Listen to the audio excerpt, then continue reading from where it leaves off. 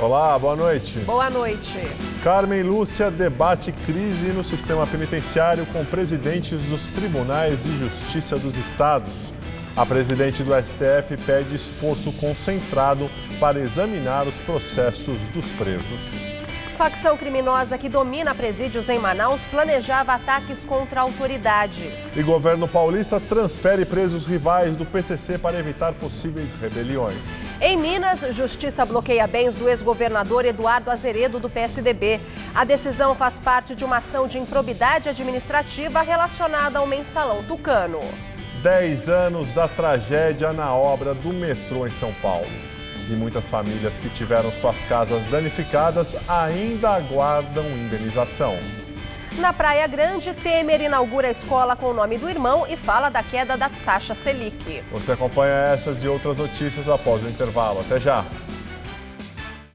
Tudo anda cada vez mais rápido. O tempo, as pessoas, as tecnologias. No coração de todas essas transformações, existe um caminho que pode mudar a sua vida. Pós-graduação Casper Libero.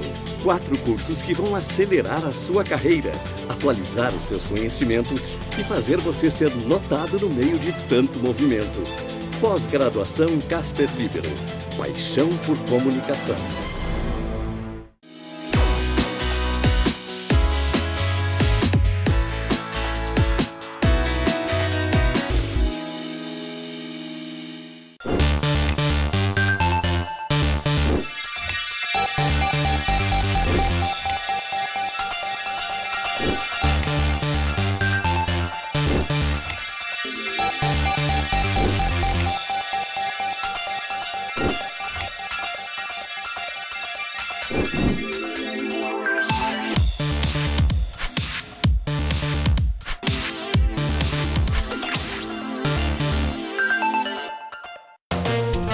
Como será que é a vida de um youtuber? No Todo Seu de hoje, nós vamos entender um pouquinho mais sobre a rotina dessas celebridades da internet. E se o assunto é celebridade, Esther Rocha não esconde nada. Para você que vai viajar, tem dica boa no programa. Saiba como fazer compras no exterior sem deixar nada preso na alfândega.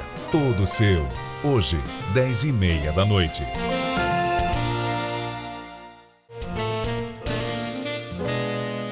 Oferecimento CVC, sempre com você.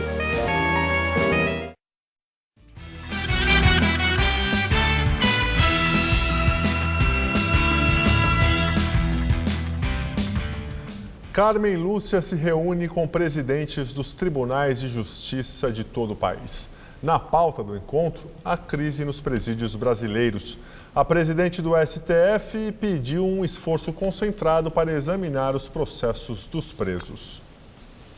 A reunião foi no Supremo Tribunal Federal. Dos 27 TJs pelo país, apenas os presidentes do Rio Grande do Sul e de Mato Grosso não compareceram. Na abertura, Carmen Lúcia disse que é hora de agir com firmeza e rapidez. Segundo ela, a situação é de emergência e afirmou que as facções criminosas, mais do que nunca, dominam os presídios. A ministra sugeriu a realização de audiências de custódia, mecanismo onde um detento é levado ao juiz em até 24 horas após a prisão, como já é feito em São Paulo. Ela também sugeriu a realização de mutirões para rever processos dos presos. Isso não significa que vamos soltar presos. Nós vamos avaliar se as condições da prisão preventiva ou da prisão provisória permanecem, né? E não permanecendo, aí sim haverá soltura. A ministra pediu ainda um esforço concentrado, principalmente nas varas de execuções penais. Ela deu prazo até terça-feira para que os tribunais de justiça informem a quantidade de juízes e servidores destacados para atuar nesta área. Carmen Lúcia anunciou ainda a realização de um censo para identificar o tamanho da população carcerária. O valor estimado para o levantamento é de 18 milhões de reais. E a facção criminosa Família do Norte planejava ataques à bomba contra autoridades do Amazonas. Segundo a Globo News, líderes locais da facção transferidos ontem teriam planejado 2 explosões, uma no Tribunal de Justiça e outra no Ministério Público, e contado com a ajuda de detentos do regime semiaberto, pistoleiros e até criminosos colombianos. Os ataques seriam a segunda parte do plano iniciado com o massacre de 64 detentos dentro de presídios de Manaus, segundo o relatório do setor de inteligência da Secretaria de Segurança Pública do Estado do dia 9 de janeiro. Os alvos seriam o secretário de Segurança, Sérgio Fontes, e o promotor de Justiça, Lauro Tavares, que atua contra o crime organizado. O relatório também teria citado o risco de policiais militares estarem vazando informações para integrantes da família do Norte. As ações dos criminosos estariam sendo planejadas em represália a um pedido dos detentos não atendido pelas autoridades: trazer de volta ao Amazonas os principais chefes da facção que estão em presídios federais de segurança máxima. Hoje, em entrevista à Folha de São Paulo, o ministro da Justiça, Alexandre de Moraes, culpou a corrupção dentro das prisões pela crise do sistema penitenciário. Moraes defendeu que as visitas de advogados a líderes de facções criminosas sejam gravadas e disse que vai discutir o assunto com os secretários de segurança estaduais na semana que vem. Em Roraima, a penitenciária agrícola de Monte Cristo, em Boa Vista, onde 33 presos foram mortos na semana passada, teve uma tentativa de fuga ontem à noite. Pelo menos 9 detentos tentaram escapar, mas a fuga foi frustrada pela polícia. Desde terça-feira, 100 homens da Força Nacional de Segurança estão em Roraima. E aqui em São Paulo, para evitar possíveis rebeliões do sistema penitenciário, o governo transferiu 70 presos de facções rivais do PCC. A ordem para a transferência dos detentos partiu da Secretaria de Administração Penitenciária em conjunto com a Secretaria de Segurança Pública. Para tomar essa decisão, a Secretaria analisou cerca de 220 mil prontuários de detentos de todo o estado de São Paulo. Além dos registros do sistema carcerário, a Secretaria usou informações recolhidas pelos diretores de unidades prisionais. Os presos transferidos foram levados para unidades consideradas neutras, não dominadas por nenhuma facção criminosa. O governador Geraldo Alckmin confirmou as transferências, mas disse que elas foram feitas em outubro. Esse é um trabalho de inteligência da Secretaria de Administração Penitenciária, com a Segurança Pública ou com outros órgãos, que é feito permanentemente. Então você se antecipa, tem um trabalho de inteligência, isola quem precisa isolar. Para isso, São Paulo tem penitenciárias de segurança máxima e tem o regime disciplinar diferenciado chamado RDD. Então fizemos sim essa transferência, mas ela foi em outubro que ela foi feita e de caráter preventivo. E agora vamos ao comentário de política com José Neumann e Pinto. Olha, se tem uma coisa na vida que eu gosto de desobedecer, são os conselhos da vovó. A vovó sempre me disse que conselho é uma coisa que não se deve dar, porque se fosse bom, se vendia na farmácia. Mas como isso era também um conselho, eu vou aqui descumprir as ordens de vovó. Eu vou dar um conselho à presidente do Supremo Tribunal Federal, Carmen Lúcia. Carmen Lúcia reuniu todos os presidentes de tribunais de justiça do país e lhes pediu o especial favor de acelerarem as análises das prisões provisórias, porque há uma coincidência matemática entre o número dessas prisões e o número necessário para desocupar as cadeias e acabar com a superlotação. Eu vou dar um conselho para a ministra: basta cumprir a lei.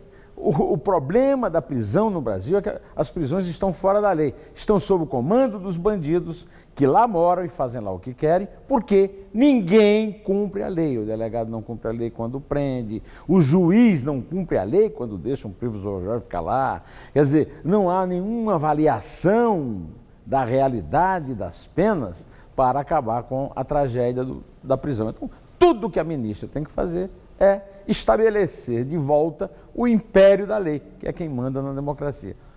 Ok, vamos ver se isso consegue ser feito. É difícil. Bom, eu volto terça-feira direto ao assunto. Em pé. Justiça bloqueia bens do ex-governador de Minas Gerais, Eduardo Azeredo, do PSDB. A decisão faz parte de uma ação de improbidade administrativa relacionada ao mensalão Tucano. O valor bloqueado não foi divulgado. Segundo o Ministério Público, houve improbidade administrativa por meio de transferência de cerca de 3 milhões de reais das estatais Copasa e Comig para as empresas de publicidade de Marcos Valério, condenado no mensalão petista. Segundo o MP, não houve realização de licitação nem formalização de contrato administrativo. A ação contra Azeredo foi proposta pela Procuradoria-Geral da República em 2003 no Supremo Tribunal Federal. No entanto, a investigação foi remetida à primeira instância quando ele renunciou ao mandato de deputado federal em 2014.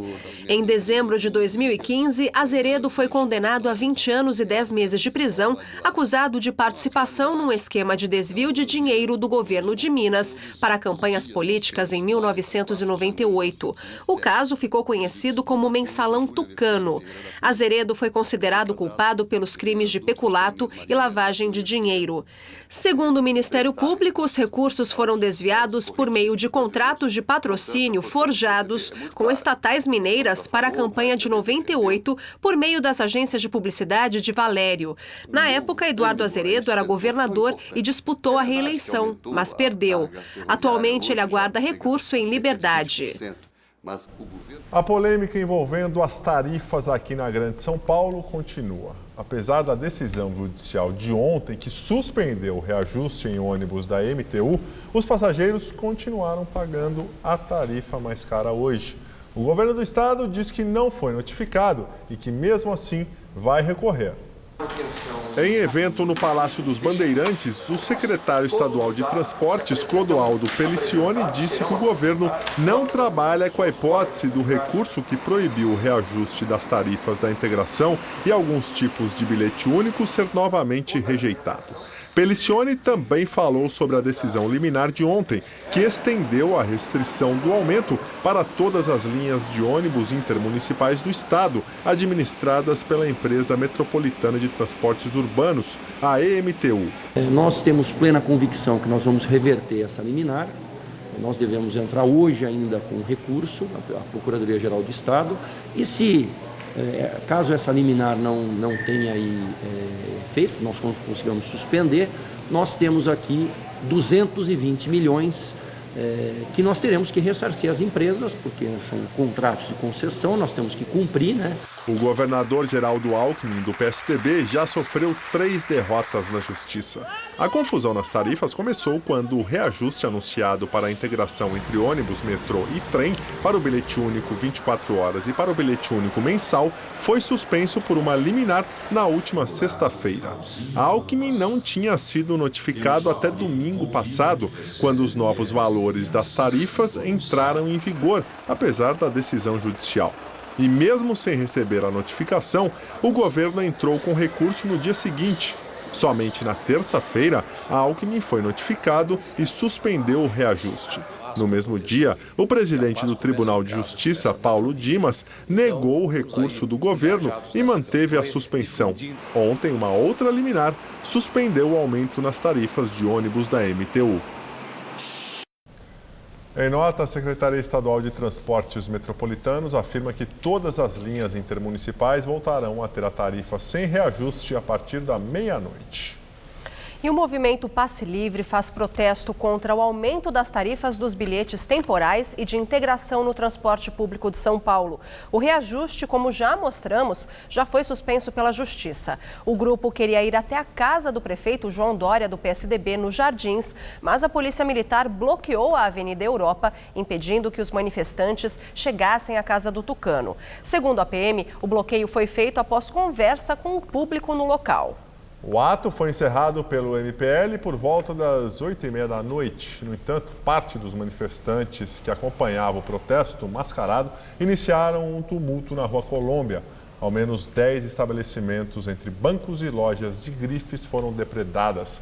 A Rua Oscar Freire foi fechada com sacos de lixo. Hoje faz 10 anos que ocorreu a maior tragédia em uma obra do metrô no Brasil. Uma cratera se abriu durante a construção da estação Pinheiros, da linha 4 amarela, e 7 pessoas morreram. Muitas famílias que tiveram suas casas danificadas ainda aguardam indenização. Em novembro do ano passado, a Justiça de São Paulo inocentou 12 réus no caso. O Ministério Público recorreu dessa decisão. As lembranças daquela tarde de janeiro de 2007 ainda estão bem vivas na memória do seu Antônio. A cratera que se abriu nas obras da linha amarela do metrô quase engoliu o prédio em que ele morava. A família ficou por 1 ano em um hotel. Quando a indenização saiu, o dinheiro não foi suficiente para comprar outro imóvel. Pagando aluguel, coisa que eu nunca fiz na vida para você pagar. Eu fiz o levantamento na época, quanto valia meu imóvel. Isso sem contar que eu estava próximo do metrô, futuramente. A época valia 250 mil a 300 mil reais. Como é que eu consegui comprar um apartamento, veja bem, com 94 mil reais que me ofereceram, e quando eu ia poder receber isso? Quando eu ia poder? Que demorou, para me levantar 80%. O prédio que o seu Antônio morava teve que ser demolido. O imóvel ficava bem aqui, onde hoje está o terminal de ônibus, que fica bem ao lado da estação Pinheiros do metrô.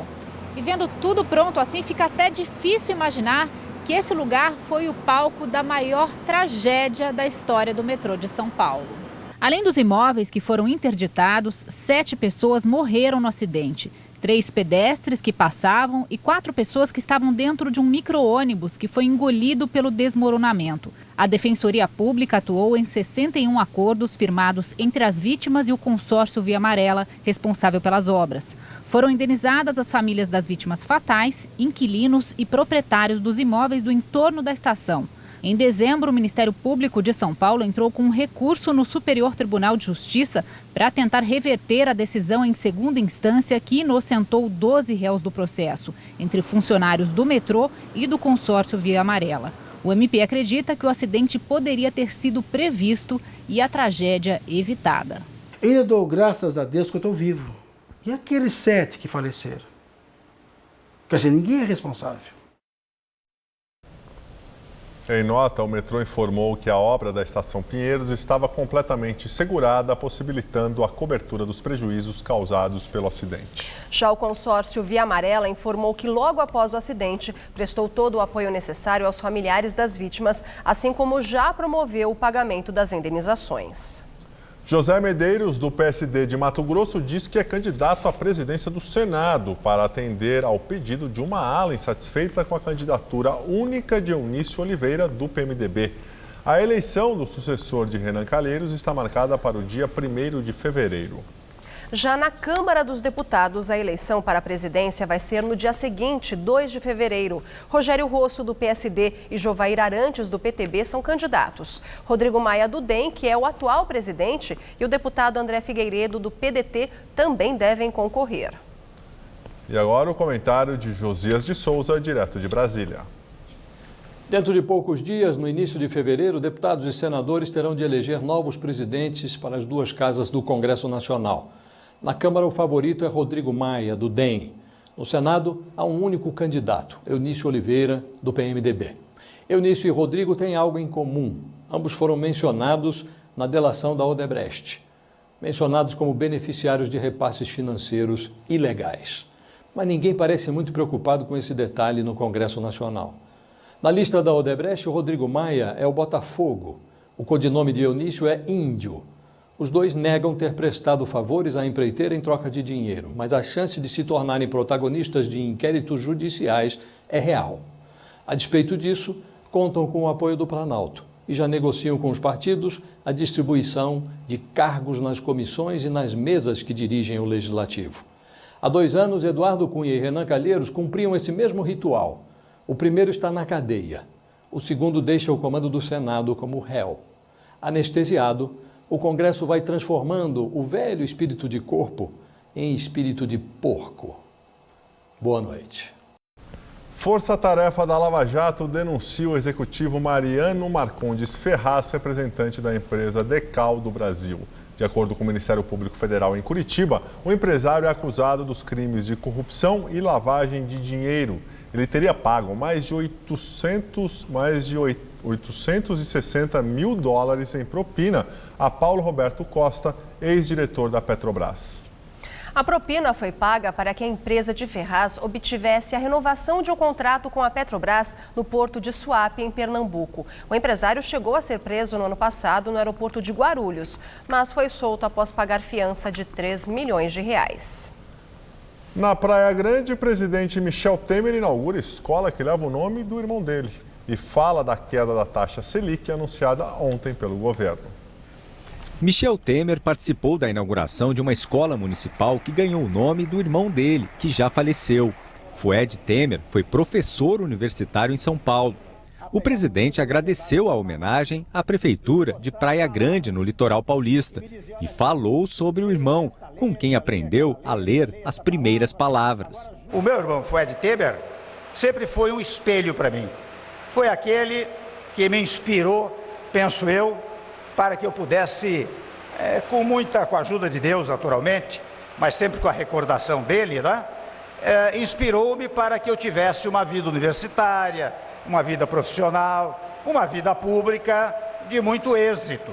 Não é sem razão que hoje eu compareço aqui em Praia Grande na condição de presidente da República. No evento estavam também o vice-governador de São Paulo, Márcio França, e o ministro da Educação, Mendonça Filho. Antes de deixar a cidade, Michel Temer deu uma rápida entrevista coletiva.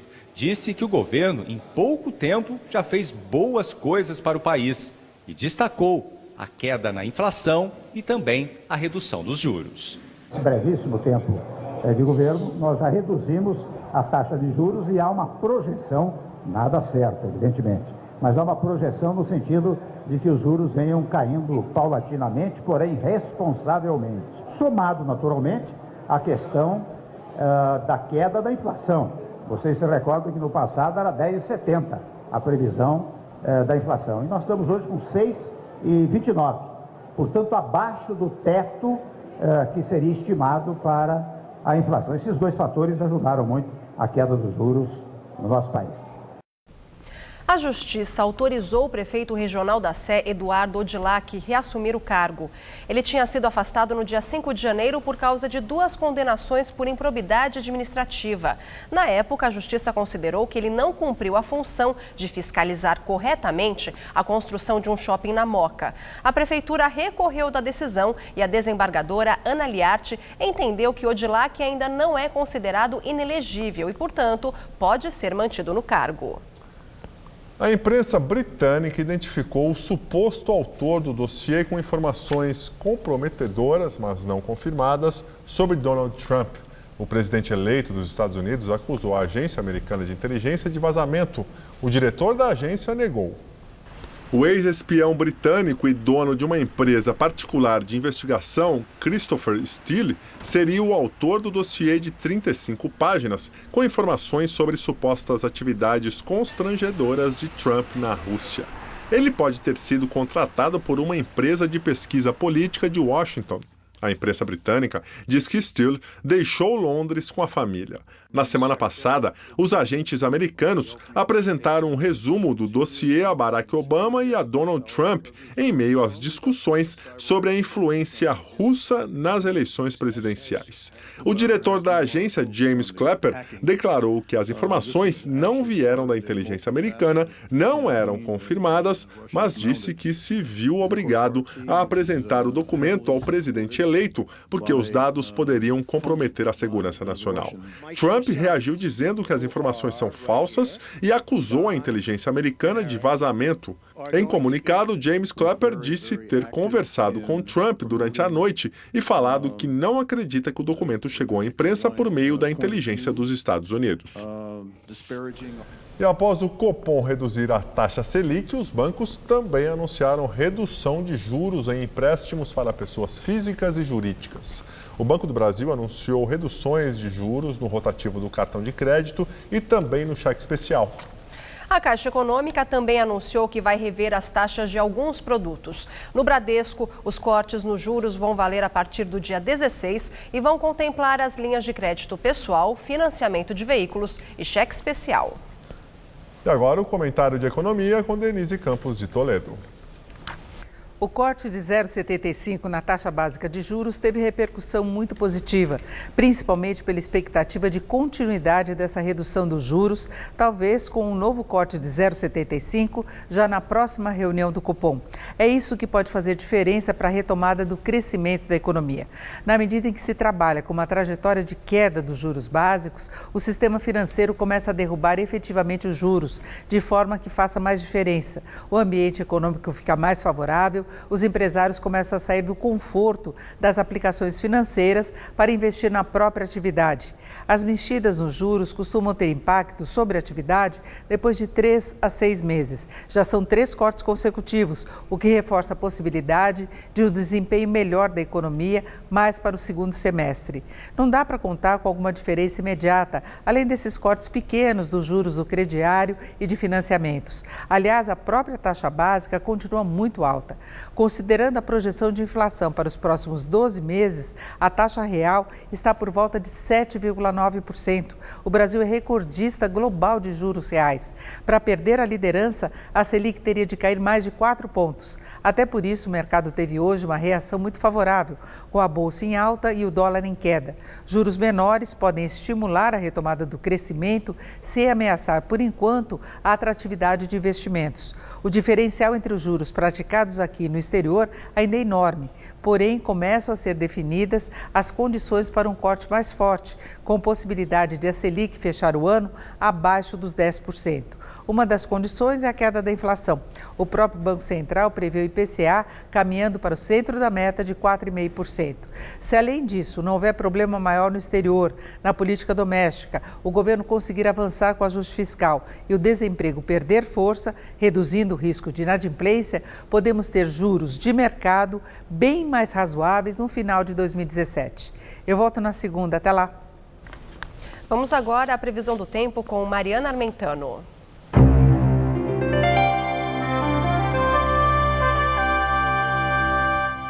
A sexta-feira promete ser mais um dia de tempo abafado e com chuvas em todo o estado de São Paulo. É que uma área de baixa pressão que está no interior da região sudeste continua influenciando o tempo por aqui e espalha muitas nuvens carregadas pelo leste e nordeste do estado.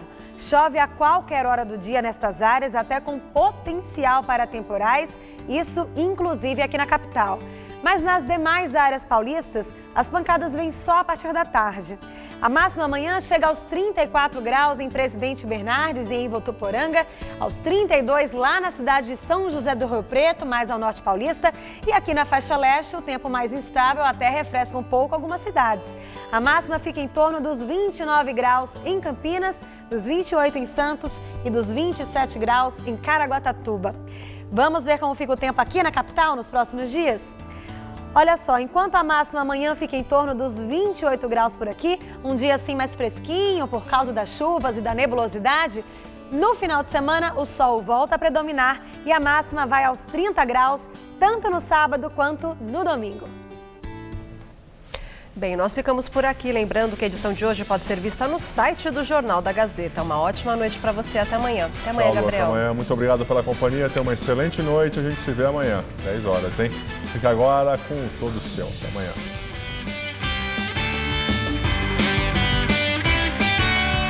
Confira uma receita light e deliciosa no Você Bonita, nesta sexta, meio-dia.